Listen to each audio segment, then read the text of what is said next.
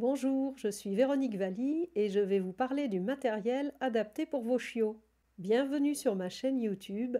Je suis entrepreneur et titulaire d'un DU en éthologie, spécialisation relations homme-animal, entre autres. Et sur cette chaîne, je vous livre régulièrement des conseils, des outils précis et concrets pour comprendre les mécanismes de votre chien et de votre relation partagée avec lui, et construire exactement la vie harmonieuse que vous souhaitez partager avec votre compagnon à quatre pattes.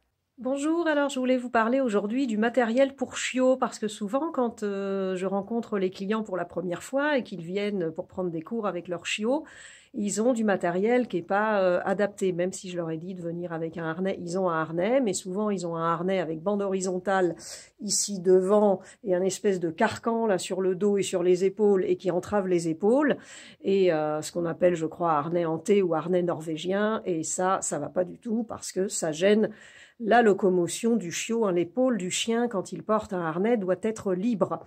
Donc ce type de harnais, ça va pas du tout. Il faut un harnais qui soit en ce qu'on appelle en Y devant. Alors voilà, ça c'est un Y devant. Voilà. Et là ici, c'est la tête du chien. Ensuite, souvent le matériel est trop lourd, les laisses pour les chiots sont trop lourdes, des fois je vois des laisses rondes avec des gros mousquetons, c'est des laisses qui sont adaptées pour des adultes, mais pas du tout pour un chiot. J'en ai pas là, et donc essayez de trouver des laisses qui soient fines. De toute façon, les chiots, c'est comme les enfants, hein. Les enfants qui grandissent, on leur change de vêtements. Au fur et à mesure qu'ils grandissent, voilà, on doit leur acheter des tailles supplémentaires. Le chiot, c'est pareil. Vous allez acheter une petite laisse chiot, une petite longe aussi chiot qui soit fine et légère. Donc, la longe et la laisse en elle-même, au niveau de la matière du tissu, ça doit être léger. Fin, pas très large, léger pour pas être lourd, et puis faites attention aussi à la taille du mousqueton, que ce soit pas trop lourd non plus, de manière à ce que ça penche pas quand même d'un côté. Enfin, j'exagère, ça penche pas, mais ça peut faire du poids. Les femmes qui portent un sac à main sur une épaule le savent, ça peut tirer quand même un petit peu sur l'épaule si le sac à main est trop lourd.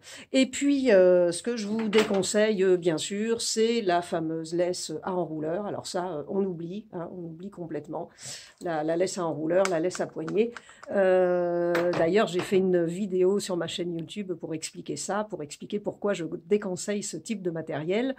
Ma vidéo, c'est Véronique Valli autour du chien, voilà, et vous retrouverez la vidéo qui concerne la laisse à enrouleur et pourquoi je la déconseille. Voilà, j'espère que ces petits conseils vont vous aider à vous procurer le matériel adapté pour votre chiot, qui ne soit ni trop gros ni trop lourd, et pour le harnais qui ne gêne pas la locomotion. Alors, partie 2 de mes petits conseils sur le matériel chiot, parce que j'avais oublié de mettre à proximité de moi une petite laisse. Voilà, cette petite laisse, elle est fine. Elle est fine, c'est pas une laisse ronde remplie de quelque chose, d'une autre corde ou quoi que ce soit. Donc, vous voyez, elle est fine.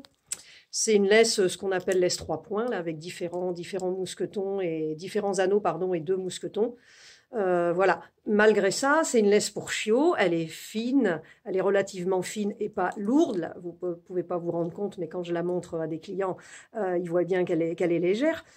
Par contre, elle est beaucoup trop grosse pour un chiot chihuahua, par exemple. Donc, faut vraiment faire attention à la taille et au poids du matériel en fonction de la taille et du poids de votre chiot. Et comme je disais dans la première partie, c'est comme les enfants, effectivement. Les enfants qui grandissent, ils changent de vêtements, hein, on leur achète des vêtements de plus en plus grands.